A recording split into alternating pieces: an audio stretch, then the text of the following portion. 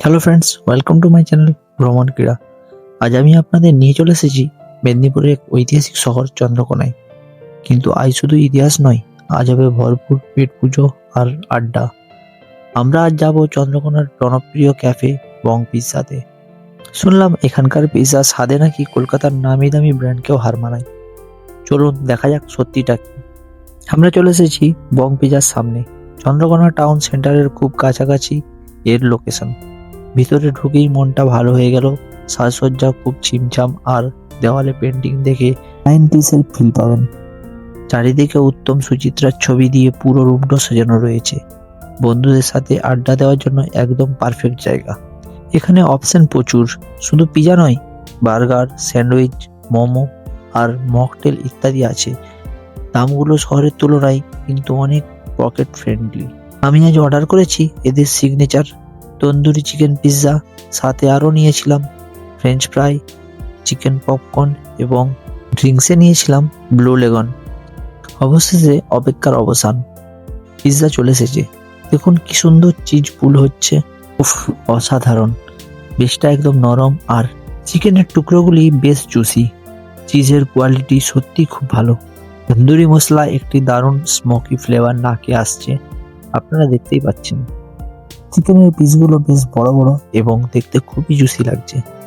চিজের পরিমাণটাও বেশ ভালো, আছে কিছু ক্যাপসিকাম আর পেঁয়াজ।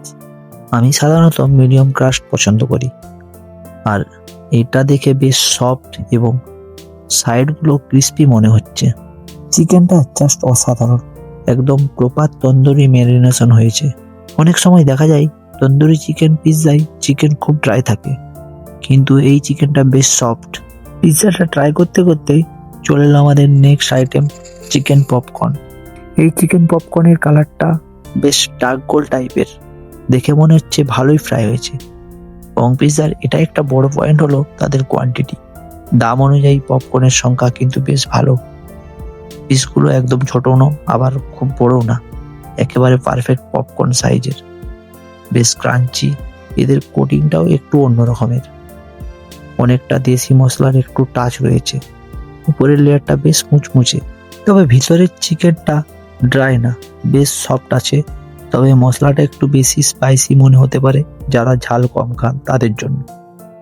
নামটা যেহেতু বং পিৎজা, এদের টেস্টও কিন্তু একটা বাঙালি ফ্লেভার রয়েছে। গোলমরিচ আর আদা রসুনের হালকা একটা কিক পাওয়া যাচ্ছে।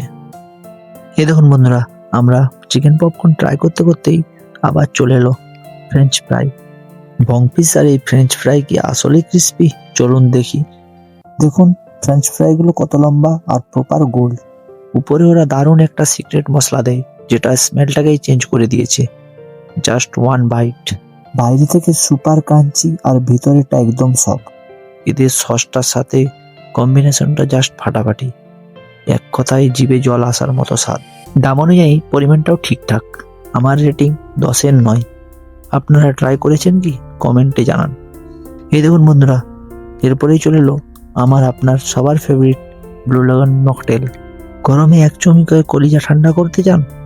আজকে আমি ট্রাই করছি বং পিৎজার এই মোস্ট পপুলার ব্লু লেগন মকটেল। লুকটা জাস্ট দেখেন, একদম ভাইব্রেন্ট ব্লু। এর সুইটস অ্যান্ড ট্যাঙ্গি ফ্লেভারটা আপনার মন ভালো করে দেবেই। পিৎজার সাথে এই কম্বিনেশনটা জাস্ট ফাটাফাটি।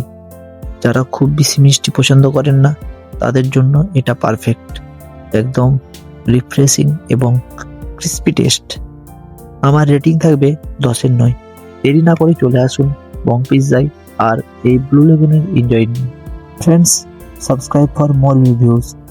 সব মিলিয়ে চন্দ্রকোনার বং পিৎজা আমাকে নিরাশ করেন। স্বাদ, দাম আর ব্যবহার সবই 10-এর 9 দেওয়ার মতো। আপনারা যারা চন্দ্রকোনায় থাকেন বা ঘুরতে আসবেন, তারা অবশ্যই এখানে একবার আসবেন। ভিডিওটি ভালো লাগলে লাইক করুন, বন্ধুদের সাথে শেয়ার করুন, আর সাবস্ক্রাইব করতে ভুলবেন না। দেখা হচ্ছে পরের ভিডিওতে। টাটা।